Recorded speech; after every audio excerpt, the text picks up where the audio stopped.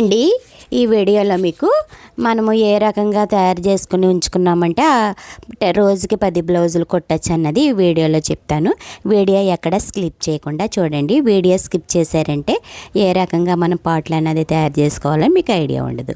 ముందు మనం అసలు క్లాత్ని ఒకసారి వేసుకొని ఐరన్ బాక్స్తో నీట్గా ముడతలు లేకుండా ఐరన్ అన్నది చేసుకోవాలి.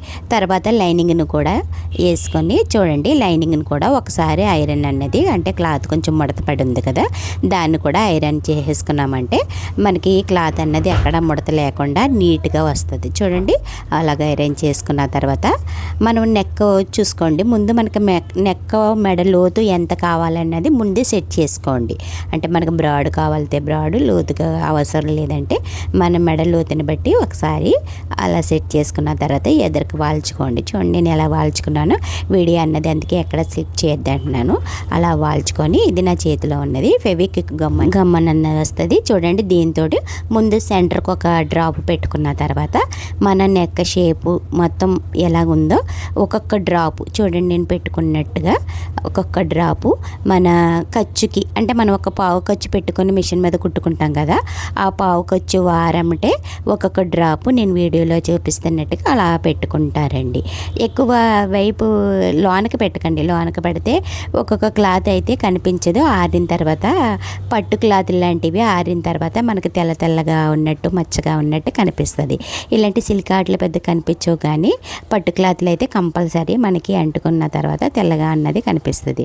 అందుకే ముందు మనం ఒక పావు ఖర్చు ఎలా కుట్టుకుంటాం ఆ మాదిరి కుట్టుకున్నామంటే అది మనకు స్టిచ్చింగ్ లోపలికి వెళ్ళిపోయి మనకి ఏమీ ఉన్నట్టు అనిపించదు. తర్వాత నెక్స్ట్ వచ్చి చూడండి, క్లాత్ నెమ్మదిగా అలా వేసుకున్న తర్వాత నేను వేళ్ళతో ఎలా చేతితో సరి చేస్తున్నానో చూడండి. మనకి నెక్ బ్రాడ్ను కూడా ముందే మీరు అంటించుకునేటప్పుడు చూసుకోండి. ఒక్కొక్కరు ఎలా వచ్చినట్టు అలా అంటించేస్తే నెక్ అన్నది బ్రాడ్ అయిపోతుంది. అందుకని బ్రాడ్ అవ్వకుండా మనకి మెడ లోతుని ఎంత కావాలో అంత చూసుకొని నీట్గా వేళ్ళతో నీట్గా సాఫ్ట్ చేసుకుంటూ అంటించుకోవాలి. నెక్స్ట్ కింద కూడా సేమ్ అలాగే చూడండి, గమ్ అన్నది అలాగ పెట్టుకుంటూ వచ్చేయండి. ఒక్కొక్క డ్రాపు గమ్ అన్నది కింద కూడా అలా పట్టుకున్న తర్వాత దీన్ని కూడా సేమ్ అలాగే మనం ఎలా కావాలంటే అలాగ కిందకి అలా ఫ్లాట్గా నెయ్యండి. పైన క్లాత్ కదలకుండా కింద క్లాత్ కదలకుండా చూడండి ఫ్లాట్గా వేసుకున్న తర్వాత మనం నెమ్మదిగా అంటే ఇవి బాగా పల్చని క్లాత్లు కదా, స్పీడ్గా లాగేమంటే క్లాత్ అన్నది జరిగిపోద్ది. అందుకే నెమ్మదిగా జరుపుకుంటూ వచ్చిన తర్వాత ఐరన్ బాక్స్తో ఒకసారి ఐరన్ అన్నది చేసేయండి. చూడండి, ఐరన్ బాక్స్ ఐరన్ చేసేటప్పుడు క్లాత్కి గమ్ము ఉన్నది ఉండి మనకి ఐరన్ బాక్స్కి కొంచెం జిగురుగా ఉన్నది తగులుతుంది. అలా తగలకుండా ఉండాలంటే కొత్తగా చేసేవాళ్ళు పైన ఒక పేపర్ కానీ లేకపోతే ఒక పల్చని లైనింగ్ క్లాత్ కానీ వేసుకొని ఐరన్ అన్నది చేశారంటే మీకు ఇస్త్రీ పెట్టి ఫ్రీగా అన్నది జరుగుతుంది. అంటే ఫస్ట్ టైం అంటించే వాళ్ళకి కొంచెం జిగురుగా ఉండి ఐరన్ బాక్స్తో పాటు క్లాత్ పైకి లేసి వచ్చేస్తుంది. అలా కాకుండా ఇలాగ క్లాత్ కానీ పేపర్ కానీ వేసారంటే మీకు గమ్ అన్నది అంటుకోకుండా ఇస్త్రీ పెట్టి అంటే ఐరన్ ఫ్రీగా అన్నది జరుగుతుంది. చూడండి, కొంచెం అలవాటు ఉన్న వాళ్ళకైతే బాగానే అవుతుంది, లేకపోతే అంటుకున్నట్టు ఉంటుంది. చేస్తే నెక్స్ట్ కూడా ఒకసారి తిరిగేసి చూసుకోండి. ఫస్ట్ టైం చేసేవాళ్ళు ఎక్కడైనా ముడత పడిందేమో చూసుకున్నారంటే మీకు నీట్గా అర్థమైపోతుంది. ముడత పడితే మట్టికి మనం మళ్ళీ తీసి అంటించుకోండి, నష్టం ఏమీ లేదు. తీసేటప్పుడు కూడా జాగ్రత్తగా తీయాలి. ముడత ఉన్నదంటే మరి మన క్లాత్ అలా స్టిచ్ చేసేస్తాం కదా, ఆ ముడత అలా ఉండిపోద్ది. అందుకని ముడతలు లేకుండా ముందే వేళ్ళతో తరుముకుంటూ సాఫ్ట్గా అన్నది చేసుకుంటూ రావాలి. నెక్స్ట్ వచ్చి మనము అంటించుకున్న మాదిరి లైనింగ్ ఎగస్ట్రా ఉన్న ఖర్చుని మనకు ఎంత కావాలితే అంత పాటు మనం అంటించుకున్న షేప్కి నెక్ షేప్కి చూడండి, నెక్లో తీసేటప్పుడు కూడా సాగదీయకుండా జాగ్రత్తగా మనం కత్తిని తిప్పుతూ నెక్ షేప్ మెయిన్ కట్ చేసేటప్పుడు చాలా నీట్గా కట్ చేయాలి. ఎందుకంటే ఎక్కువ మనం ఇష్టం వచ్చినట్లు లాక్కొని కట్ చేసామంటే నెక్ అన్నది బ్రాడ్ అయిపోద్ది. ఆటోమేటిక్గా కటింగ్ అయిన క్లాత్ అన్నది మనకు మన చేతిలోనే సాగిపోద్ది. అందుకే ఒక్కొక్కరు చూడండి షోల్డర్ జారుతున్నది అని అంటారు కదా, మనం ఎక్కువ క్లాత్ని పట్టుకొని లాగడంతో క్లాత్ అన్నది సాగిపోయి నెక్ షేపులు అన్నవి బ్రాడ్ అయిపోయి షేప్ అవుతూ ఉంటాయి. అందుకనే నెక్ అన్నది చాలా జాగ్రత్తగా కట్ చేసుకోవాలి. లావుగా ఉన్న వాళ్ళకైనా సన్నంగా ఉన్న వాళ్ళకైనా నెక్ షేప్ కట్ చేయడంలోనే ఉంది. చూసారా, ఇప్పుడు బ్యాక్ పార్ట్ అన్నది తయారైపోయింది. ఇలా చేసుకున్నామంటే బ్యాక్ పార్ట్ తయారైపోయింది. నెక్స్ట్ వచ్చి సేమ్ ఇంకోటి, అంటే ఇది వర్క్ మోడల్ కుట్టమన్నారు. మోడల్ కూడా ఇలా ఈ రకంగా అతుక్కుంటే మనం స్టిచ్ చేసుకోవచ్చు అన్న రకంగా చూపిస్తున్నాను చూడండి. ఇందాక చూపించిన మాదిరి, కాకపోతే నెక్ ఒకటే తీయలేదు, సేమ్ అలాగే చూపించి లైనింగ్ అన్నది కట్ చేస్తున్నాను. అంటే మనం ఎప్పుడైనా మోడల్ వేసుకుంటే అది ఏ రకంగా అంటించుకోవాలని ఐడియా ఉంటుంది కదా. ఇది అంటించేసుకున్న తర్వాత మనం నెక్ షేప్ అన్నది పీచింగ్కి లైనింగ్ క్లాత్ పెట్టుకొని లోడింగ్ చేసేసుకున్నామంటే మనకు ఈజీగా ఇంకో బ్యాక్ పార్ట్, అంటే మోడల్ బ్యాక్ పార్ట్ అన్నది కూడా తయారైపోద్ది. ఈ రకంగా మనం లైనింగ్ అతుక్కుంటే చూసారా, కూడా ఖర్చు అన్నది కట్ చేసేసుకొని రెడీ పెట్టుకొని పక్కన ఉంచుకోవాలి. చూసారా, ఇది కూడా ఒక బ్యాక్ పార్ట్ అనేది తయారైపోయింది. ఓకేనా. నెక్స్ట్ వచ్చి మనకి హ్యాండ్స్ కూడా ముందు మనం అసలు పార్ట్ను ఒకసారి ఐరన్ చేసుకున్న తర్వాత మనం లైనింగ్ అన్నది ముందు ఒక పార్ట్ అన్నది వేసుకోవాలి. లైనింగ్ కూడా సేమ్ మనం ఫ్రంట్కి కొంచెం వాల్చుకొని ఒక్కొక్క డ్రాప్ అన్నది పెట్టుకుంటూ రావాలి. చూడండి, డ్రాప్ అన్నది పెట్టుకుంటూ వస్తున్నాను. సేమ్ ఇందాక బ్యాక్ ఎలా పెట్టుకున్నామో అలా డ్రాప్ అన్నది పెట్టుకుని సెంటర్ చిన్న స్పాట్ కూడా పెట్టుకొని క్లాత్ సాఫ్ట్గా అన్నది అలా చేసుకోవాలి. చేసుకున్న తర్వాత మళ్ళీ కింద పార్ట్ కూడా సేమ్, అంటే ఇది సాదా జాకెట్టే, అందుకని మామూలుగా మడత పెట్టి కుట్టేద్దారన్న రకంగానే హ్యాండ్స్ కూడా అతికేస్తున్నాను. అదే లోడింగ్లో అయితే మనం అతుక్కుంటానికి కుదరదు, ఎందుకంటే మనం కింద బార్డర్ కుట్టేసుకున్న తర్వాత కుట్టుకుంటాం కదా, అలాగే. నెక్స్ట్ ఇంకో పార్ట్ వేసుకొని చూడండి, ఇంకో పార్ట్ వేసిన తర్వాత మనం front back compulsory first time అంటే స్టార్టింగ్ ఉన్నవాళ్ళు ఫ్రంట్ బ్యాక్ అన్నది కంపల్సరీ రాసుకోండి. ఎందుకంటే రెండు పార్ట్లు ఒకలాగే అతికేసారంటే మళ్ళీ కుట్టేటప్పుడు చాలా ఇబ్బంది పడతారు. మనకి ఎప్పుడు బ్యాక్ చూపించాలి, ఫ్రంట్ చూపించాలి కదా. చూడండి, అది బ్యాక్తో ఎండ్ అయింది. దీన్ని బ్యాక్తో అన్నది స్టార్ట్ చేసి అంటిస్తున్నాను చూడండి. దీనికి కూడా గమ్ అన్నది అలా పెట్టేసుకొని మళ్ళీ నీట్గా హ్యాండ్లతోటి నీట్గా అన్నది కంపల్సరీ క్లాత్ ముడత అన్నది ఎక్కడ లేకుండా చూసుకోండి. క్లాత్ ముడత లేకుండా నీట్గా కిందకి ఫోల్డింగ్ అనేది వేసుకొని సాఫ్ట్ చేసుకున్న తర్వాత ఐరన్ అన్నది చేసేసుకోవాలి. చూసారా, ఐరన్ అన్నది చేసుకోవాలి. ఓకేనా. మళ్ళీ ఒకసారి కన్ఫ్యూజ్ అవ్వకుండా మళ్ళీ 2 సార్లు చూసుకోవాలి. ఎందుకంటే ఎక్కువ ఫస్ట్ టైం కుట్టేవాళ్ళు ఇలాగే కన్ఫ్యూజ్ అయిపోతారు. 2 ఒకసారి ఒకలాగే అతికేసి కుట్టేటప్పుడు కన్ఫ్యూజ్ అయిపోయి 2 పార్ట్లు ఒకలాగే వచ్చేసినాయి.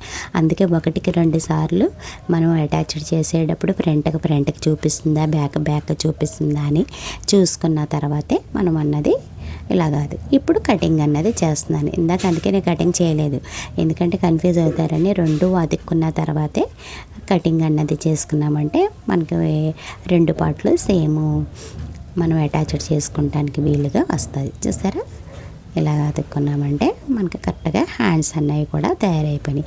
ఇవి సాదా జాకెట్టే మడత పెట్టి కుట్టేద్దారన్న రకంగా అంటించాను. లోడింగ్ అయితే మనకి ఇలా అంటించుకోవడం అయితే కుదరదు. ఇప్పుడు హ్యాండ్స్ అనేవి ఫ్రంట్ చూపిస్తున్నాయి. ఓకే. నెక్స్ట్ వచ్చి ఫ్రంట్ పార్ట్ కూడా చూడండి, సేమ్ ముందు 2 ఒకలాగే వేసేసుకోండి, కన్ఫ్యూజ్ అవ్వకూడతారని 2 పార్ట్లు వేసి చూపిస్తున్నాను చూడండి. వేసుకున్న తర్వాత ఒకసారి ఐరన్తో ముందు ప్రతి పార్ట్కి ఐరన్తో కంపల్సరీ స్టార్టింగ్ అనేది ఒకసారి ఐరన్ లాక్కున్నారంటే ముడత అనేది ఉండదు. ఒక పార్ట్ వేసుకున్న తర్వాత ఆపోజిట్ ఇది బిగినర్స్ కంపల్సరీ పాటించాలి, ఎందుకంటే కన్ఫ్యూజ్ అయిపోతారు.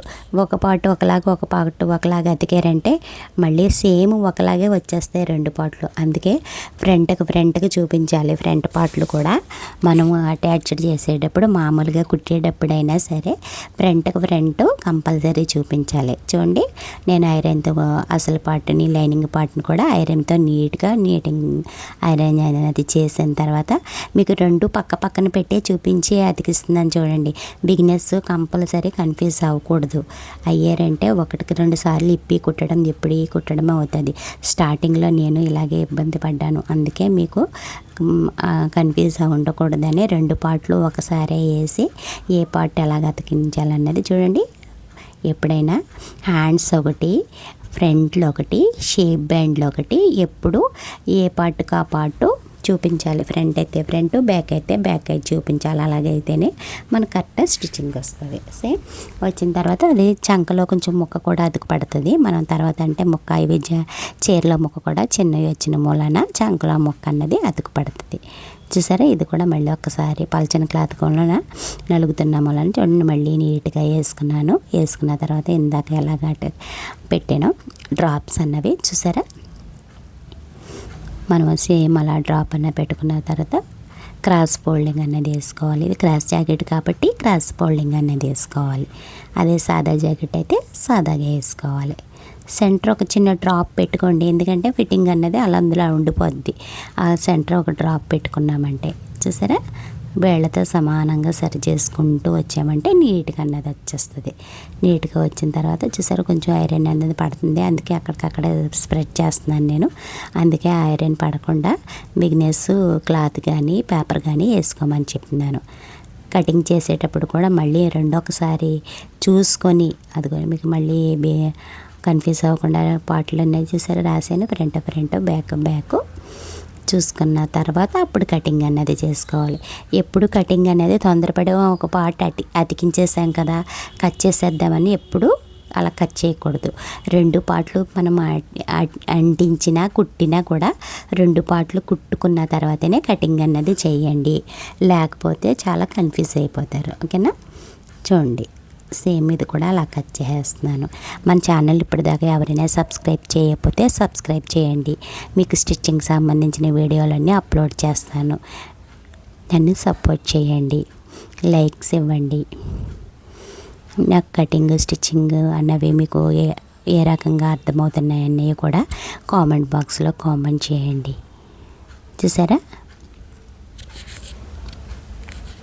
నీట్గా కటింగ్ అన్నది కట్ చేసేసుకోవాలి. కటింగ్ కూడా మనం లైనింగ్ పార్ట్ ఎలాగుందో సేమ్ అలాగే కట్ చేసుకుంటూ రావాలి. బిగినెస్ అయితే ఎన్నిసార్లు లాక్కండి, ఎందుకంటే సాగిపోద్ది అంటున్నాను కదా, నాకు కొంచెం అలవాటు ఉన్న వలన అటు ఇటుగా తిప్పుతున్నాను. బిగినెస్ అయితే మనిషిగా తిరగండి, క్లాత్ని తిప్పకండి. మనం కాట్లు కూడా పెట్టేసుకున్నామంటే చాలా తేలిగ్గా ఉంటుంది. అంటే డాట్లు ఎక్కడ పట్టుకోవాలి కాట్లు కూడా పెట్టేసుకోండి. చూసారా, మళ్ళీ ఫ్రంట్కి చూపించాను. ఓకేనా, ఈ ఫ్రంట్ పార్ట్లు తయారైపోయినాయి. ఇది షేప్ బ్యాండ్ అంటించుకోవడం కుదరదు, ఎందుకంటే మనం లోడింగ్ అది వేస్తాం కాబట్టి. అందుకని ముడత లేకుండా ఒకసారి ఐరన్ చేసేసుకున్నామంటే ఇలాగా షేప్ బ్యాండ్ కూడా తయారైపోయింది. ఓకే, పార్ట్లన్నీ ఒక కట్ట కింద కట్టేసుకోవాలి. మొత్తం కట్ చేసుకున్న రద్దంతా మనం స్టిచ్చింగ్ అయ్యే వరకు రద్దంతా ఒక కట్ట కింద కట్టేసుకొని ఇలాగ మొత్తం తయారు చేసుకొని పెట్టుకున్నామంటే రోజుకి 10 బ్లౌజులు ఈజీగా స్టిచ్ చేయొచ్చు. ఓకే ఫ్రెండ్స్, వీడియో నచ్చితే లైక్ చేయండి, షేర్ చేయండి, సబ్స్క్రైబ్ చేయండి, బెల్ ఐకాన్ నొక్కండి. మరిన్ని వీడియోల కోసం మన ఛానల్ ఫాలో అవ్వండి. Bye friends.